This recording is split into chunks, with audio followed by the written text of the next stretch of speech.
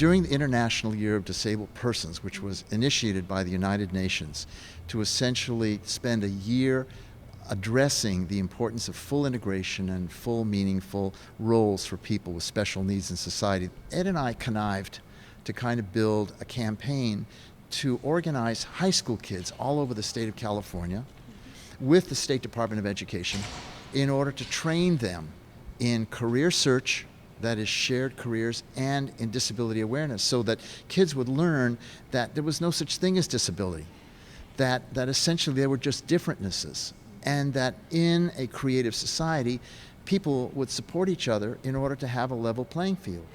So we began organizing an operation called Project Interdependence, where we took 100 kids from all over the state, from 10 different schools, 10 kids from each of 10 schools, half with labels and disabilities, half superstars and ingenues and the football player leaders, and we put them into the wilderness for 7 days and nights to train them in community organizing, disability awareness, and career search. And we picked out sports, arts, science, and recreation as the growth industries of California, and began teaching the children, young people, about the lives that they could lead in each of those great pathways. When you ask a kid what they want to be when they grow up, we wanted them to say, I want to be in the sports industry, I want to be in the recreation industry, I want to be in the arts industry, I want to be in the science industry, because kids would have 20 or 30 or 40 jobs before they died.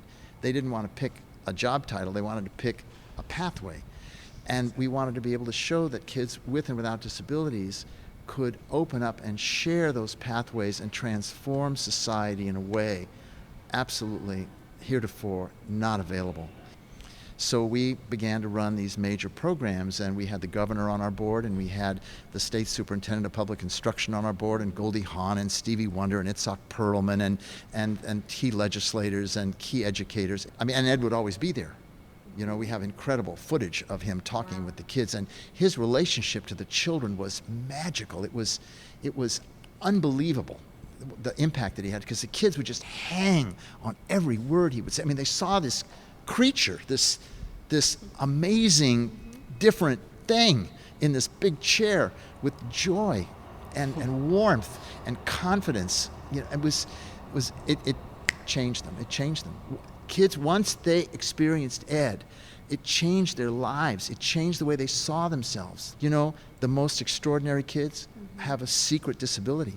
Sometimes drives them to suicide. These kids that have high expectations, the superstars. So it didn't matter whether you were obviously different or whether you felt different. Ed would talk about the meaning of how differentness was the catapult to excellence and extraordinary living.